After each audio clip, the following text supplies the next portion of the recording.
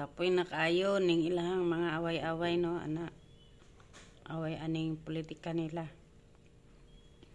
Pero sa tinuod lang guys, ang pinakaluoy aning sitwasyon nga nag-away-away ni sila ani ilahang pamulitika na ang mga tao jud labaw na jud ning mga pobre, apektado kay ang pobre ani ilahang political war. No. So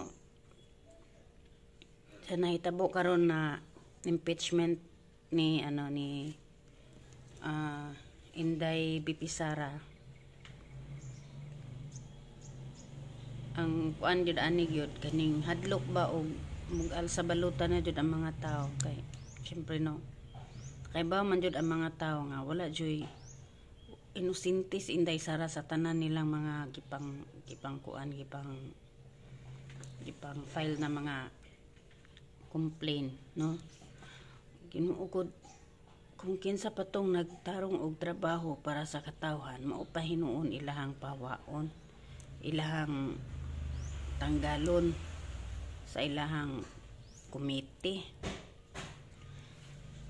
Nakapait lang ani guys kay 32 million ang nagvote sa kay Vice President Sara Duterte. 32 millions pero dili man gud na tanan nga 32 million kanang mga isog. Ang uban ana sa tinud lang musuporta sila ni VP Sara. Ang problema kay mas priority man gud sa mga katawhanan labi na gyud kanang mga pobre. Kay kaning nagvote sa kay Inday Sara half ana mga pobre in town uyamot na sama nako. So instead na moadto sila dito sa EDSA makipagsigawan, makipagsiksikan guys, unahon jud na nila ang ilahang lungagunon. Ilang huna-una orga makalungag sila karon. So syempre unya na lang na.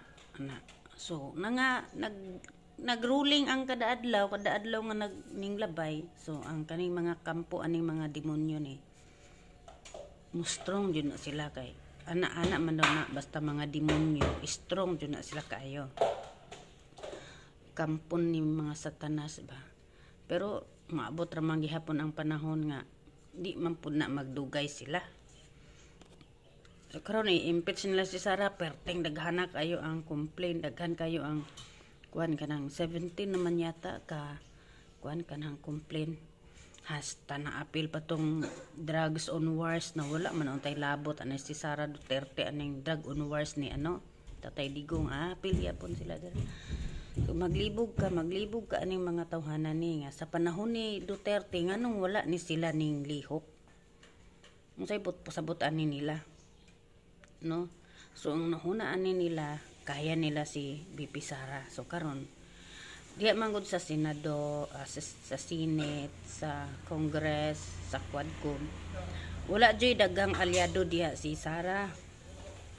Kay gamay ra kaayo ang mo kampi sa iya. Kay syempre ang kaning mga kuan diha ning hitik naman ni ilahang mga tiyano.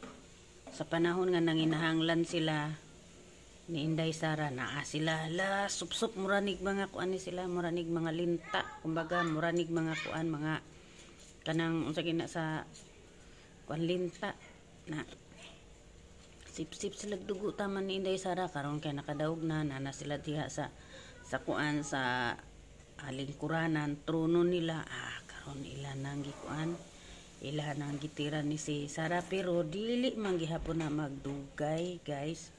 Sila ra gihapon na ang magpatayan dira, sila ra gihapon diha ang maglaglagan moabot ang panahon. Ang luoy lang yun guys, kana ilahang mga panag bangi dira, mga ilang away-away diha ang luoy kayo ang mapagan jud kanidyong mga pobre in town.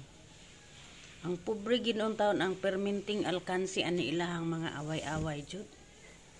Kay kaning pobre nagatan-aw ni kaayuhan pero kaning mga dato ang ilahang gitan-aw ani kung unsaon nila pagdaghan sa ilahang kwarta, unsaon nila pag pamalit anang mga mahalon nga mga butang. Mao nay huna-huna nila pero kaming mga pobre in town simple ra jud kayo ang mga pangandoy. makakaon nami tulo sa usa ka adlaw.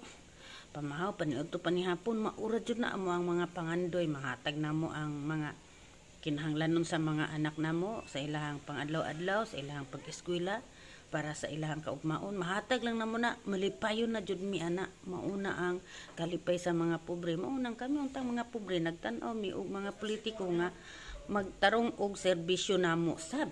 Kay gitarong man mo namo og boto. Karon si Sara Duterte na untang amo ang pag-asa. Dayon ni impeach pa jud aning mga kulakoy ni, mga kulungo, mga kagwang. I-impeach nila kay di sila makalihok. Di sila makapatambok sa ilahang mga bulsa. Di sila makapangawat. Di sila makapanguan pangilad. Kay si Inday Sara pakgangon man sila sa ilahang tanang mga daotang mga tumong para sa katawhan. In taon, Ginoo ko luoy kayo Inday Sara kay nag-inusara gyud in taon siya sa iyang laban, pero maabot ra gyud ang panahon ay kabala ka Day Sara kay maabot ra gyud ang panahon nga sila ra gyud gihapon ana ang magpatay. Ilabi na ni si Romualdez no, si Martin Tambaloslos, kana si Lisa, kana si Bongbong, kana silang tulo magkuan lang gyapon na sila, magpatay ra gyapon na kay puros man na sila mga hawd. Wa man na sila gustong magpaubos ano nila. So karon una jud anak mo tira kaning uyuan kay nangandoy man ning uyuan nga mahimong leader aning Pilipinas. Gusto siguro niya ni nga mahimo siya katong leader atong North Korea ba ana. Unta no. Unta sa mga katawhan nga nagahilom kung panahon manggaling no nga ma-impeach manggaling ni si Inday Sara, unta dili ta magmahay nga nung wala nato siya protektahi sa maubat nga panahon. Pasagdahan lang nato siya sa iyang laban nga nag-inusara ra siya. Unta di ta magmahay.